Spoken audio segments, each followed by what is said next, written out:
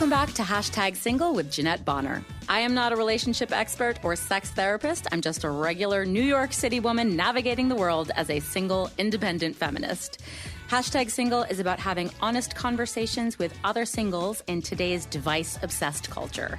So I hope you'll join me on this interesting, challenging, and complex journey as we navigate the ins and outs of singledom.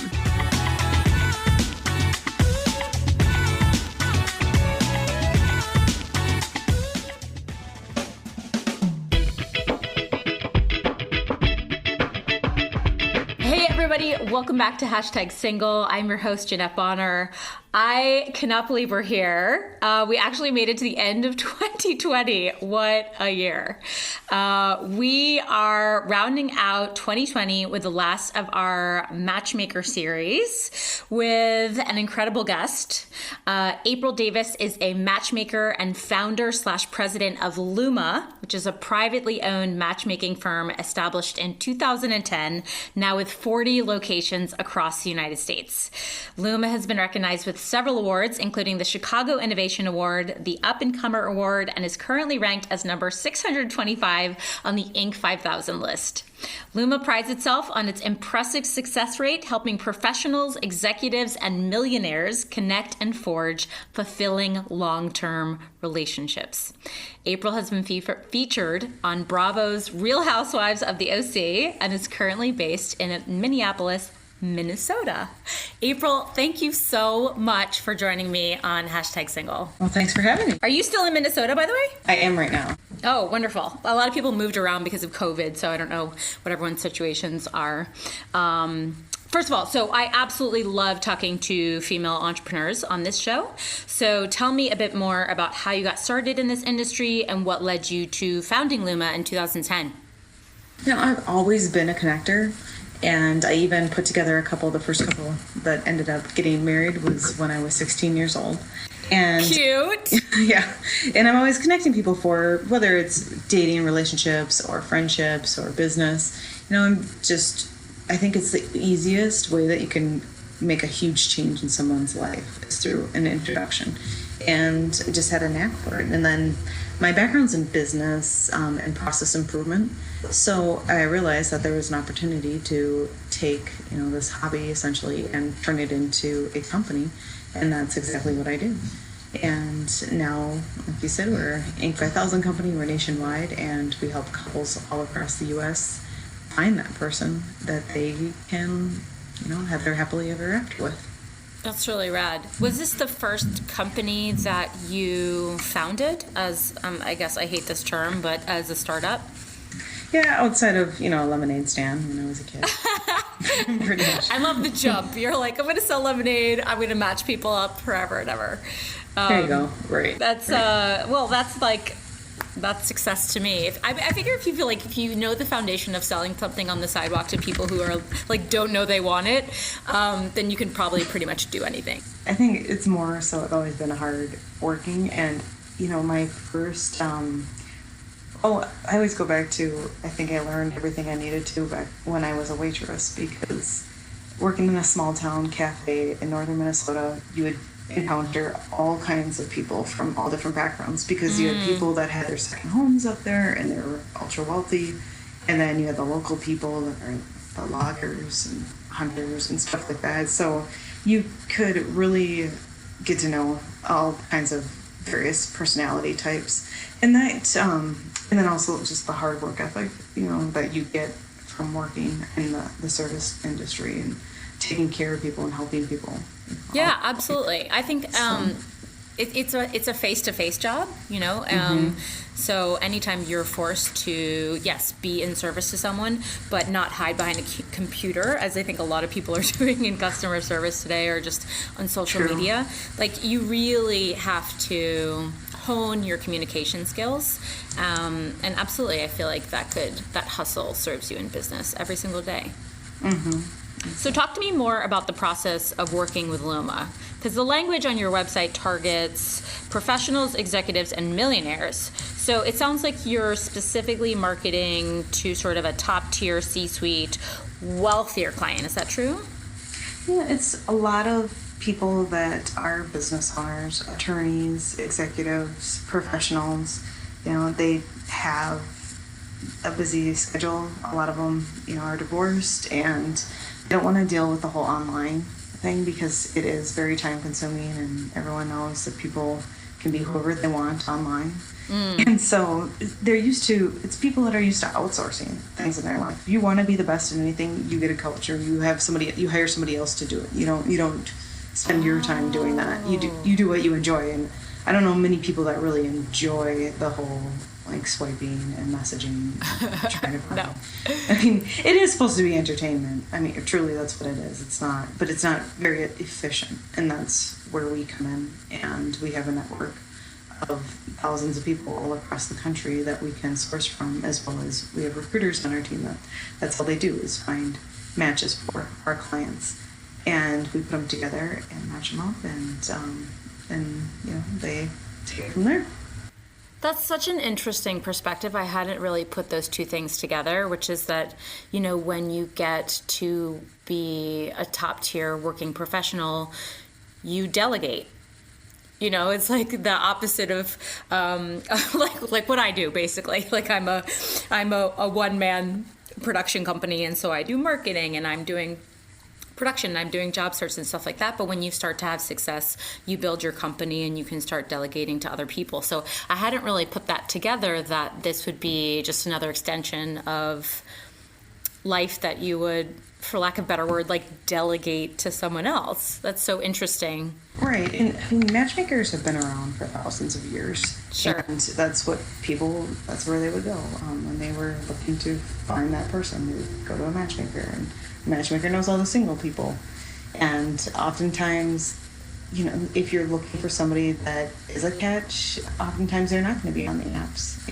I know lots of really good looking women that there's no way that they'll go on an app, because they'll get bombarded with hundreds of weirdos, and it's just it's not only time consuming, but it can be kind of scary for women as well. So true. I mean, I'm the first to sort of completely rat out about dating apps. I really feel like if you listen to any of these episodes on the podcast, I just feel like they're broken, they don't work I could make a thesis about why, so many reasons.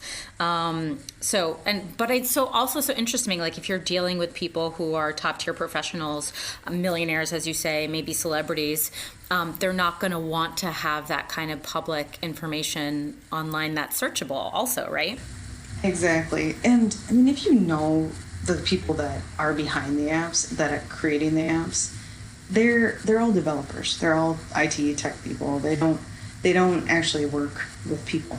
They don't understand the dating process. And yeah, they have feedback, and I know they're trying to do things to make it better for people, but ultimately you're never going to be able to predict love. They think they can, but there is no indicator that, okay, if this person has this personality type, then they will go with this person. They're going to have chemistry with this person, or this, there's no way to ever predict it. And I mean, you can find people that you might be attracted to. You can find people that match up on the way they answer certain questions, but nobody can ever predict love. And I mean, the matchmakers can't either, but you can't. The thing with online, with the apps, you can't verify. People can say they are whatever they want to be, or whoever they want to be. And their incentives with the apps, the people that are running them, their incentive is just to get more users and keep you on, and keep you engaged, keep you using the apps. Right. And if you get in a relationship and you fall off, well, they lose revenue. So it's kind of it's a little bit, it's backwards from what you would think. And we go to we're part of this matchmaking industry group, basically, and it's interesting the stuff that we learn at those events versus I've been to other events that are for dating apps, and the kinds of things that they're talking about versus what they're talking about at the matchmaking events are very different. They're talking versions, they're talking about number of people engagement and on the app, and whereas we're talking about, okay, how can we coach our clients to, or how can we get them to do this, not to be successful ultimately. So it's two different, ultimately it's two different goals So Yeah, you're missing the human element, which is the whole point of dating. yeah. But I mean, you got to take it for what it is. They market themselves as being like, this is how you find that person. But if you read the fine print, they're an entertainment system. So. Yeah, you know what that makes me think of? I know this is really obscure, but if you ever get into the science of junk food, if you ever watch any of those documentaries about how much time they put into trying to create a flavor and a texture that is not necessarily tasty. Tasty is secondary, but addictive. Yeah. Is the first one they want to get. When you realize that they're just trying to manipulate you to want more, really. Mm-hmm. That's so twisted. You get these notifications that this person winked at you and you're getting attention. And it's another social media such device. Yeah, it feeds that like dopamine need for attention. Exactly. And I mean, I was just talking to a lady the other day. She's like, yeah, I was messaging with this guy and she's like, I just don't really feel like going on dates. They'll ask me and, you know, I'm available, and I have time. I could make it a priority, but I just don't really feel like it. I'm like, well, what are you doing then? Messaging. And I feel like that's every guy I talk to on the app. I'm like, hey, are we going out or what are we doing right now? We're just going to be pen pals. Yeah, we're just going to talk to each other when we're lonely on our couches, but not actually make an effort to meet. That's cool. That's exactly what ends up happening. So how do you find your clients? Is it word of mouth? Are you like going on LinkedIn and sending invitations? A lot of it is word of mouth, or they ultimately, a lot of times they find us because they're looking for a matchmaker, and they'll find us one way or another and reach out. I have to ask you about this because I'm dying to know. Your website also mentions that you guys offer wingman or wingwoman services to your clients. How does that work? Well, what that entails is it's coaching, so sometimes you have to do it out and about, not just, over a phone or, So you actually go on the date with them? Not necessarily on a date, but a lot of times it's more of a social setting. And I did it one time, and the camera crew, CBS, was with us and filming, so it ended up being on the CBS Miami News. Oh my God. And what I did was went out with this guy and helped him to meet women. And I think, women approaching women and talking to women is a lot less, it's less scary. And so that's kind of what we do. We kind of make openings and then make introductions and help just make it easier for the person that we are with to help them to talk to people.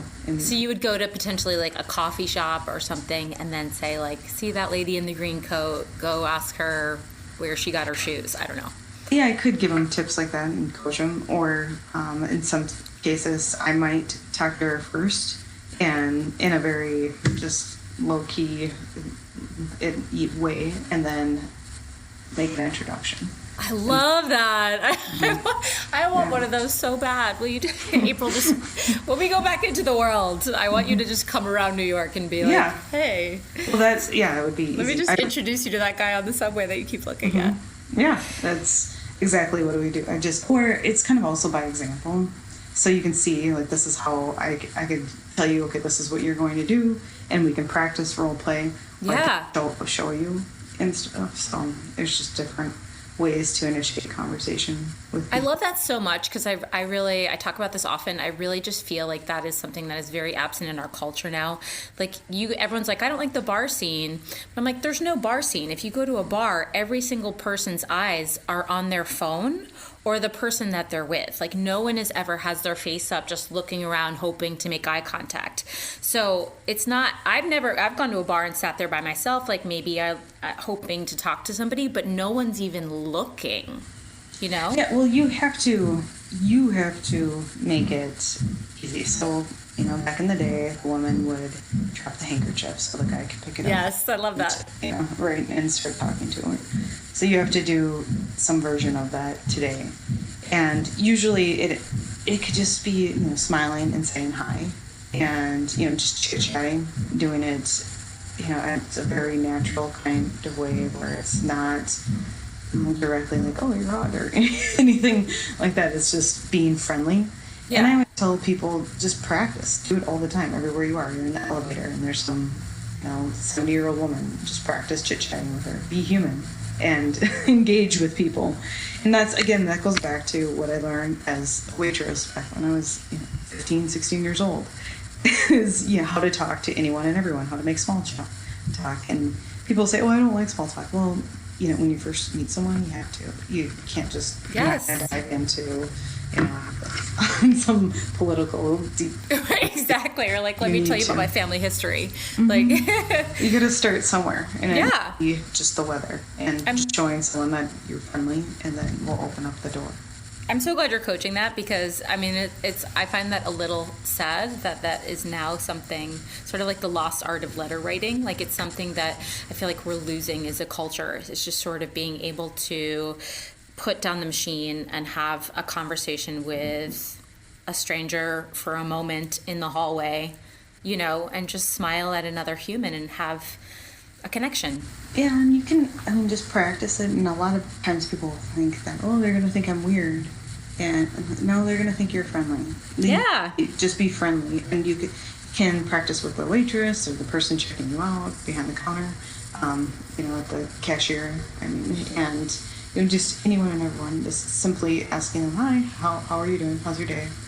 And then making some kind of random comment about anything that you're thinking of. I always say, too, if you notice something about someone that you think is nice, tell them.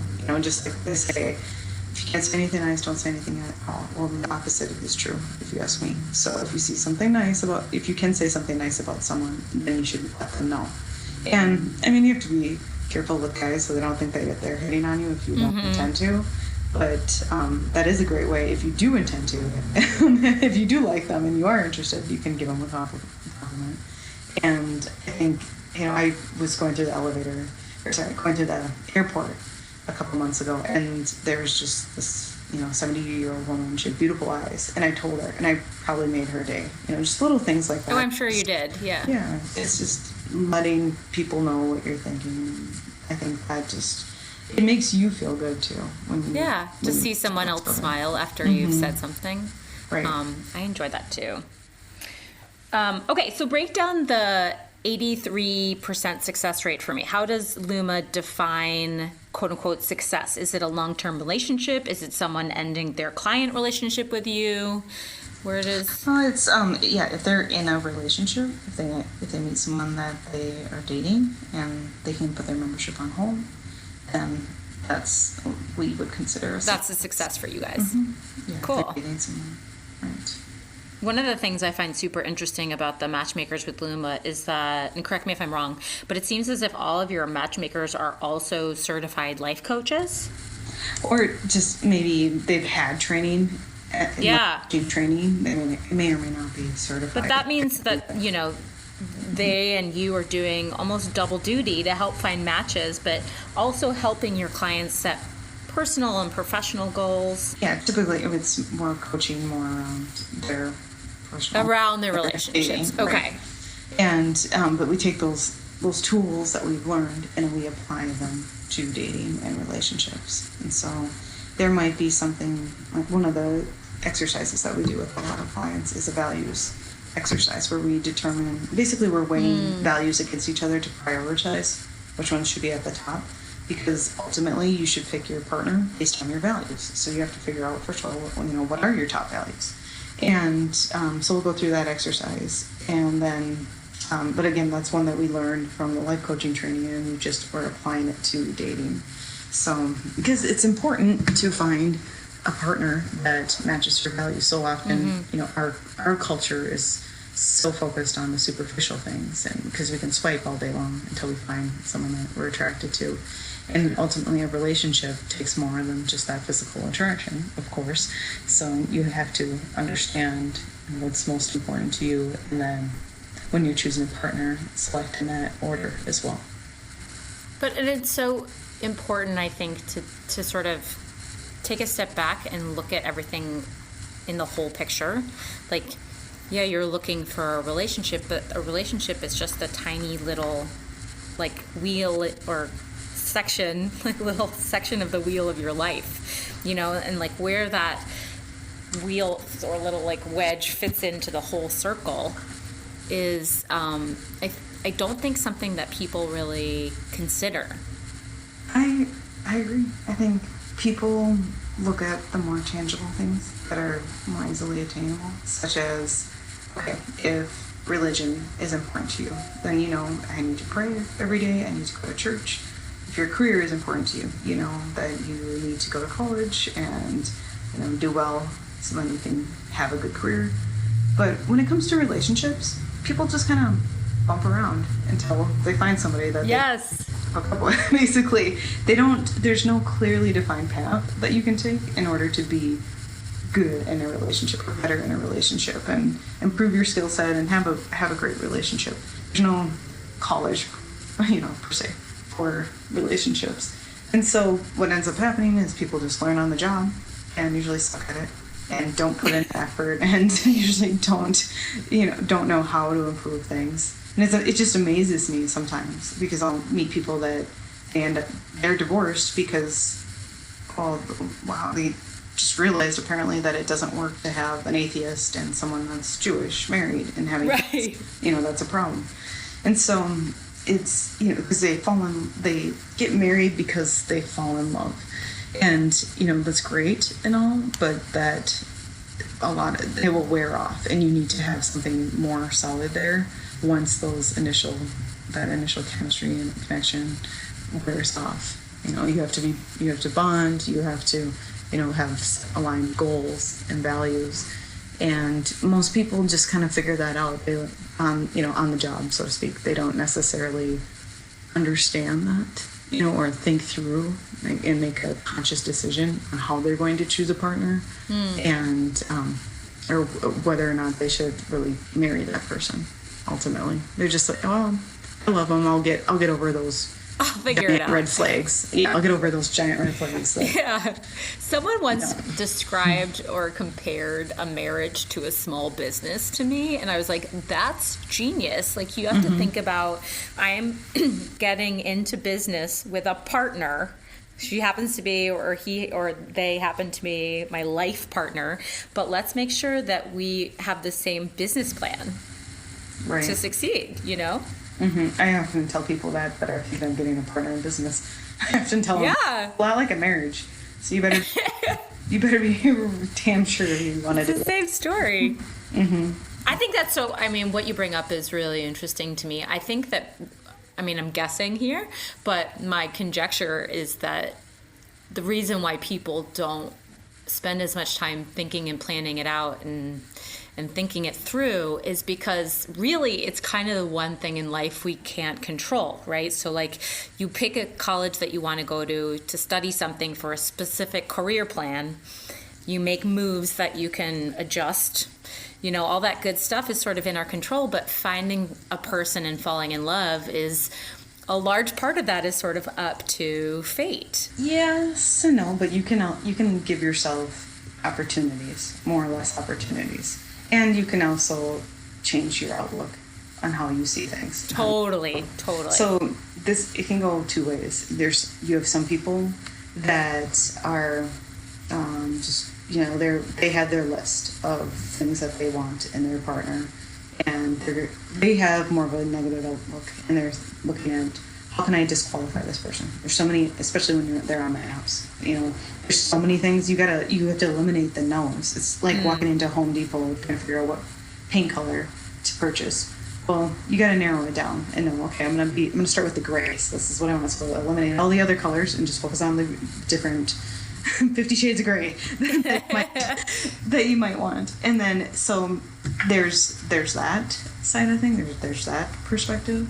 And then there's the other side where, there's people that if you have an outlook where you look at the positives in people and you are open-minded, you have an open heart, then you can allow yourself to fall in love with a lot of people. You can see the good in them, and you appreciate the differences that you have and stuff. So there's people that are on that extreme too, or on that, I shouldn't say it's not necessarily extreme, but they have that path. And then they're just more open, so they're going to have more opportunities and stuff. And they're also that way, therefore, you can start narrowing down from that and focus more on the whole picture, the values. It's not just about the chemistry or the connection or, the 100 other things on your list. It's more what's going to work for you long term.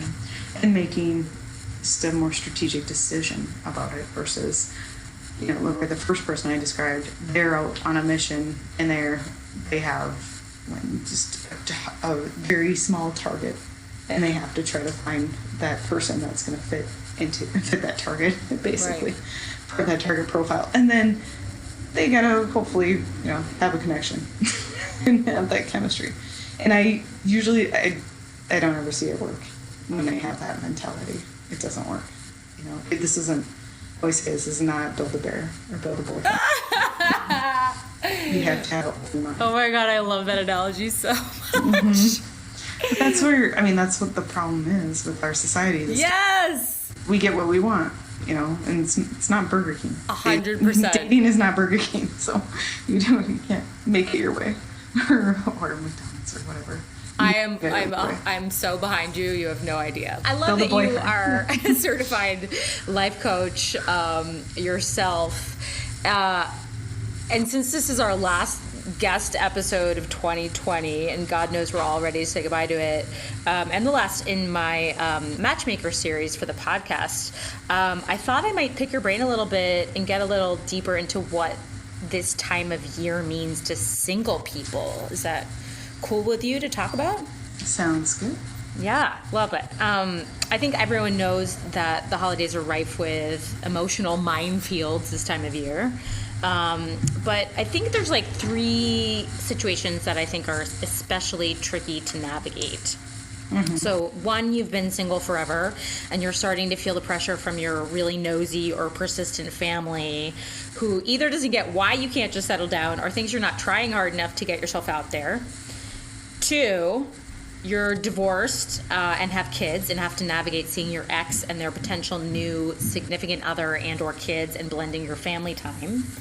Or 3, you're single because of a situation that was out of your control, meaning a partner left you, broke up with you, moved out, or if you're older, maybe someone has passed on, leaving you to try to process really challenging emotions during a time when others expect you to be happy.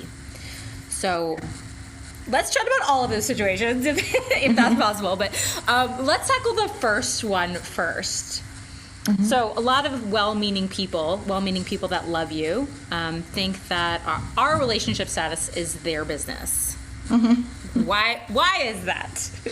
Well, sometimes it's what they know about you, and so that's what they're going to talk about. So it's just like when 2 people go on a date, they sit there and they talk about dating and how horrific the dating sites are and all their bad dates and da-da-da-da-da. And I always tell them, don't talk about dating. Don't talk about your exes. Don't talk about the dating process. You've been on this planet for 100 years, or not 100 years, but however long. But see, you should have, millions of other things to talk about besides that, because it kind of just has a negative connotation associated with it.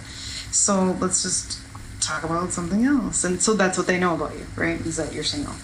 And so I would just tell them, I'd rather be single and happy than in a relationship and unhappy, wouldn't you?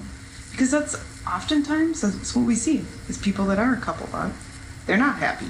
Right. That's kind of the go-to mentality right as soon as somebody gets married. It seems more rare to see happy married people, which is sad.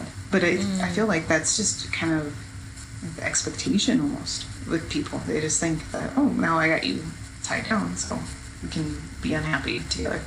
And it's weird, but yeah.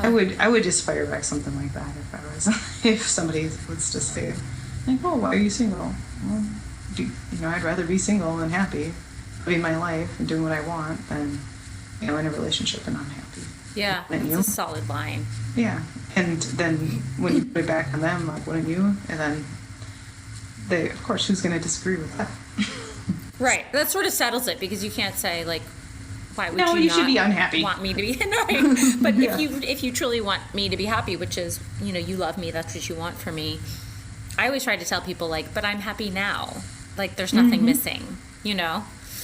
That's really hard for people to wrap their mind around. I think, like, a lot of my podcast guests and a lot of my friends who are single, we've often been approached with this sense of, like, oh, you're single, let me help you fix that. Well, I might be tempted to do that. I guess I'm talking to the wrong person. No, So, but, like, I mean, I hate the to do word that. fix. Like, something's broken. You know what I mean? Yeah, it's not.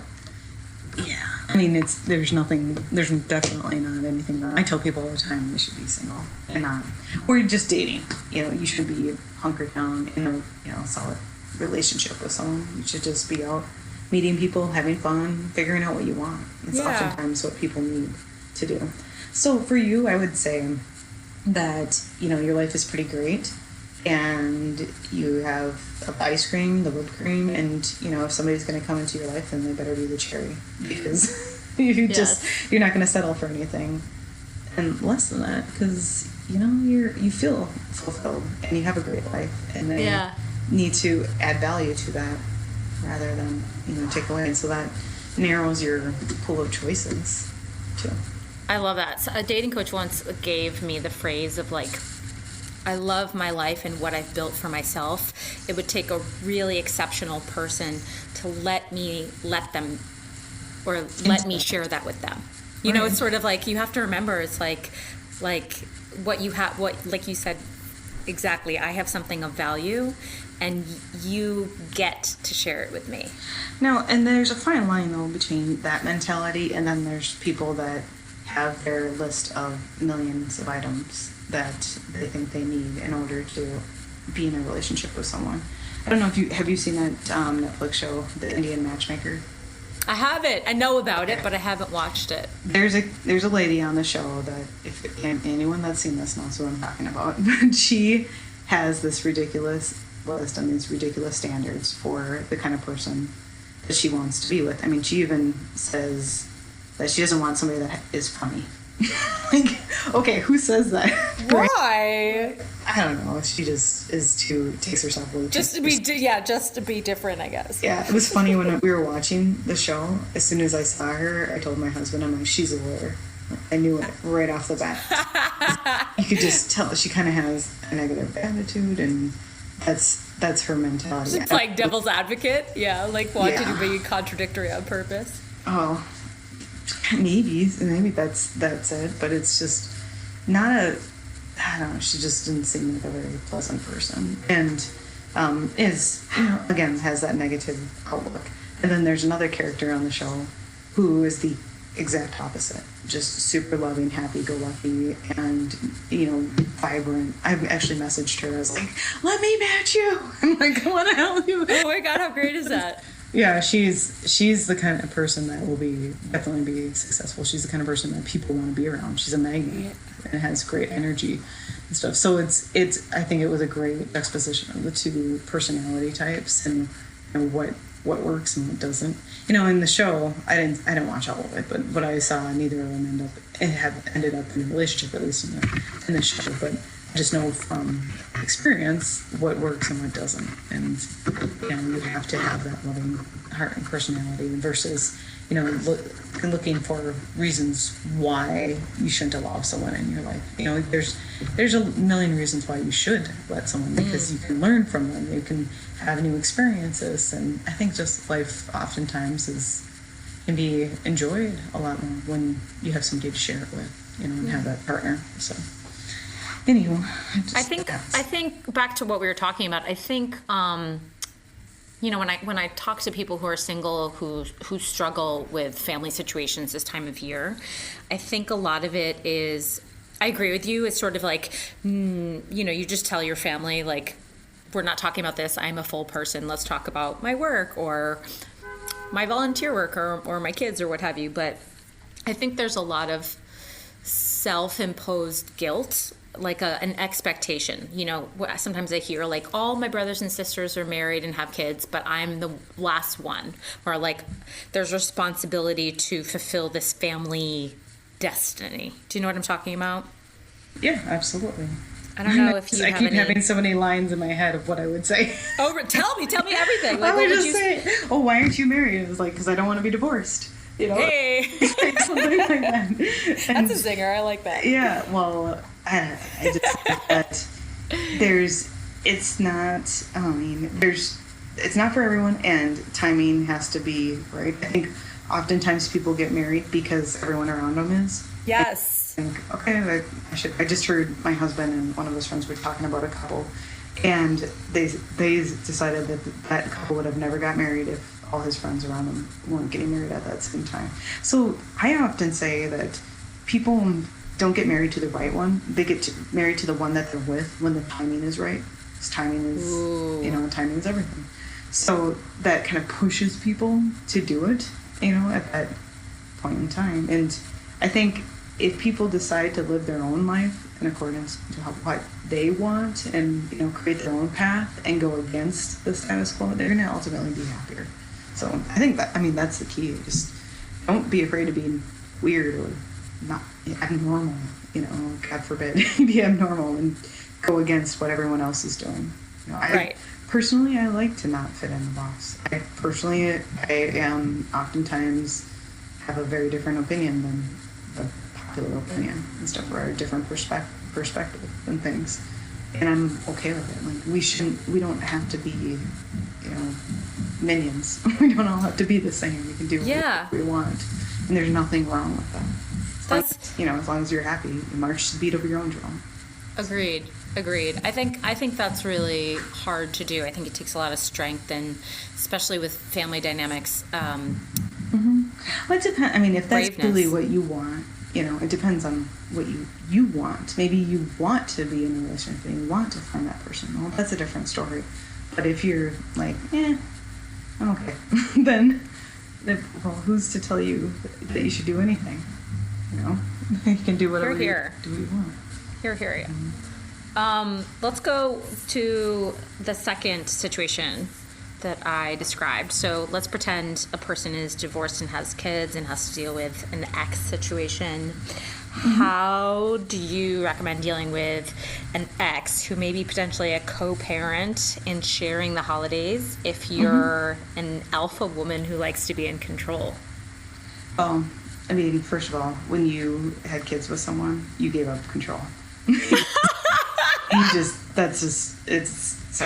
just the laws work and noted. Okay. Yeah, you live in the U.S. and you chose to have a child with someone else, then you're relinquishing half of that control. And I'm married to a divorce attorney, by the way, so. Oh my God, that's so interesting, April. Yeah. A matchmaker and a divorce attorney. Oh my God, you're like a one-man shop. Well, we just need a therapist in between us. Yeah, right? A little trifecta. Yeah. And so I think that, one interesting experience I had was I was actually coaching. I had a client who was, she actually was a psychologist, which was interesting, but and she had an ex that was a narcissist jerk, and they had kids, and that was a lot of where her anxiety was coming from. And actually I think that was also why she wanted to be in a relationship so bad, because he had already moved on, so she wanted to move on. And and he would still control her and everything through the kids. And I was coaching her with the help of my husband on how to have that interaction with him and how to push back and how to have clear boundaries, because he would make her, if they're watching the kids at a ball game, he would say, well, we should sit by each other.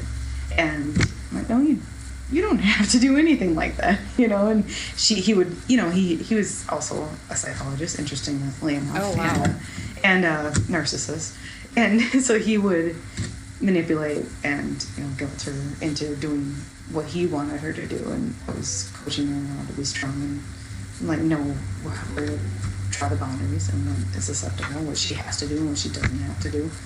And then when you have a parenting schedule and you're doing the joint custody, you should have the holidays figured out well ahead of time. Who's going to be with the kids and what holidays, and that's what there's apps for communication. There's apps for dropping off and picking up the kids, and You can text each other. You don't need to talk to them each time. But ultimately, you do want, it's in your best interest and your kid's best interest to have a good relationship with the person that you're co-parenting with. But also you need to have those boundaries and feel okay with what's the way the communication is working. Yeah. I mean, I think that's just like a general rule for all of us, just even single, not single, just dealing with family at the holidays is having boundaries. And being able to effectively communicate those boundaries as well. Well, you have to, because this person is going to be in your life for 18 plus years. And it's not just 18 years, actually. You're going to have weddings, holidays, and everything else. So it's important to figure that out. And I see a lot of great couples that have great relationships, but it takes two. So it's not always easy, that's for sure. Do you have any suggestions on how to best get through the holidays as maybe a newly divorced or a widowed or recently separated single, which can be, like, often bring up themes of loneliness? I think it's like anything. It's about how you try to spend it and how your perspective is. So yeah, you can have the woes and be sad about it. Or you can say, okay, well, what, I can take this time and I can do whatever I want. I have nobody telling me where I have to go. I have nobody, I don't have to impress anybody. My in-laws or anything. I always suggest to people, I know it's weird now with COVID and everything, but, take out those invitations and those opportunities to go out and do different things with different people. Don't be afraid to. Well, again, there's COVID, of course, but there's opportunities to do things and experience different things and meet new people that you can take advantage of, especially during this season, or go on a trip by yourself and do whatever you want. I love that. That could be, it could be your own Christmas present to yourself, so you don't have to spend it on somebody else. I think that's fun. In addition to trying to sort of saying yes, maybe outside of your comfort zone, I think that if you're widowed, for example, or even if you're recently separated, there's a lot of memories associated with holidays, and that can make it really hard to everyone's happy and celebrating, and here's you just sort of thinking about what you no longer have. So I think taking a trip and giving yourself a new experience in a new environment. Granted, we want to do the trip safely, but people are able to travel now, you know what I mean, and do maybe not go internationally, but you could do a micro trip to or organize your own Friendsgiving or Christmas get together. I forget who the lady was. I just had heard a story that she was broke could be, had no money, and what she did was she went on, I think, bought the ingredients for spaghetti and invited a bunch of people over, and that she found so much happiness in doing that. So maybe you make dinner for someone, someone else. You can create your own experiences and create. It just takes that perspective of having that mindset, that right mindset. So first of all is recognizing where your mind is at, and then saying, okay, I'm gonna do something about it, versus just being here and feeling down and depressed. Right. Because it's easy to go down that path. So easy. And you have to ultimately, there's nobody out there that's going to rescue you. You have to do it for yourself. So. Oh, well said. Well, this is it's an easy transition, because I was thinking while you were talking, about starting over, and as the year comes to a close, it's all anyone can talk about. I can't wait for this year to be over so we could just start anew. Which, it's a silly idea, but it helps people feel like they have a new chance to make things right. Yeah. Yeah, they cleanse. I'm it's still the same, but it feels. We'll probably have fires next week too. I'm hoping. But I was, how do we set ourselves up for a better year when so many things are still out of our hands? Well, I think the key is what you just said. It's out of your hands. So recognizing that right? Okay, what can I control? What am I spending my time stressing about? If I'm stressing about things that are out of my control, then that's stupid. So I'm not going to do that. I'm going to focus instead on what I can control. And so if I don't like the way I look, I can control what I put in my mouth. I can control going to the gym. I can control, if I don't like, if I'm not happy, I can control what goes into my head. I can turn off the news. I can listen to awesome podcasts like yours, or I can control, other things. So it's easy to be negative and go down those paths, but you have choices. And I mean, you're probably in a better place than you were in the past at some point in your life. So it's having that mindset. Everyone's heard this, being grateful, but it is super important. It is just, I think, being around people, relationships. I know you said like relationships were a part of the pie, but I think they're such a huge part of the pie, and piece of the pie. It's not just relationships, with your significant other. It's like your friends, your family, everyone. And those are always the people that are most happiest, that have the best relationships, whenever they do, all that, and when they're interviewing people at the end of their life, it's all about relationships ultimately. It's not about your money. It's not about your house and job, all those things. It's the people in your life. And it's really the easiest way to invest, right? It's, it's just investing in other people and building, maybe helping other people or building up other people and stuff. So you get something from that as well. So there's a number of people that I mentor or just help, not officially, it's not formal, but I find myself doing this. And my husband actually called it out. He's like, so is this a relationship you're actually getting something from, or is this another person taking under your wings? And I'm like, I'm probably getting something from it, even if I am taking them under my wings. I'm always getting something from it, because I wouldn't be getting it otherwise, probably. So you can learn from other people, you can grow, you can give back, and that makes you feel better too. What a lovely message for the end of the year, honestly.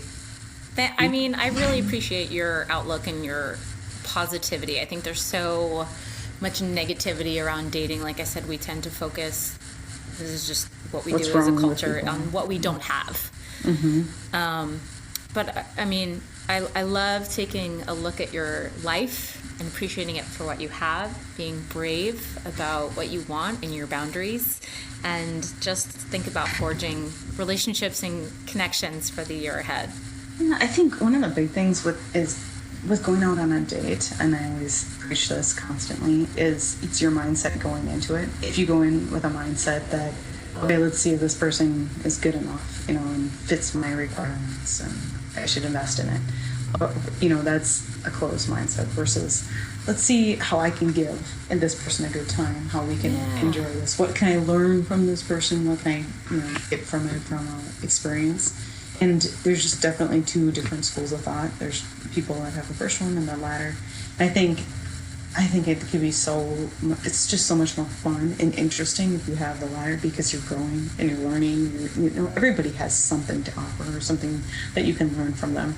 Believe it or not, even if it is like they're super awkward, you can practice those communications in a small chat skills with them, or just asking questions to learn their story. Everyone has a story, so it's interesting to learn from it. So it's just it's just learning from everything, everyone, in every opportunity that you have. That's awesome. April, if people want to work with Luma, do you have a free database, or does everyone have to be a paid client? Yeah, they can be in the database. It's just, if they go to the website, lumasearch.com, it's Luma search.com, and Luma stands for luxury matchmaking. Oh, God, I was going to ask you. I'm so glad you brought that up. I thought it had something to do with Luna, like the moon, but I love that. It's luxury, short for luxury matchmaking. So lumasearch.com, and you'll be prompted to join the database?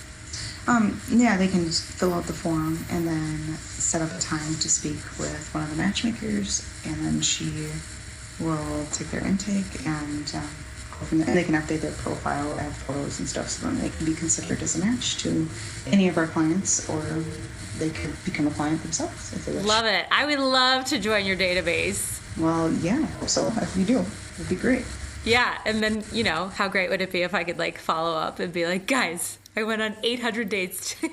Oh boy. You have to join Luma. 800 dates, that would be busy. Okay, that's excessive.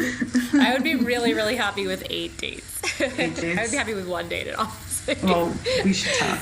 We will have a better 2021. All of us listening, you, April, me, I believe it. I feel there's positivity in the air and people ready for rebirth and change. So thank you so much for sharing your wisdom and your positivity with us, both from your life coaching, your dating coaching, and all of your knowledge from being a matchmaker. It's been a joy to speak with you. Likewise, thank you for having me. Absolutely. My hashtag single friends, if you liked this episode, or if you can think of any friend or 2 friends, 3 friends who would benefit from working with Luma, please share it, like it, comment. As always, the best content is happening over on our Instagram page, so be sure to give us a follow at hashtag singlepod. As you know, this is the very last of our Matchmaker series and our last guest expert, but we've got some great new guest experts lined up for 2021, so be sure to subscribe so you don't miss out. I wish you all the best end of 2020, and we will catch you next time.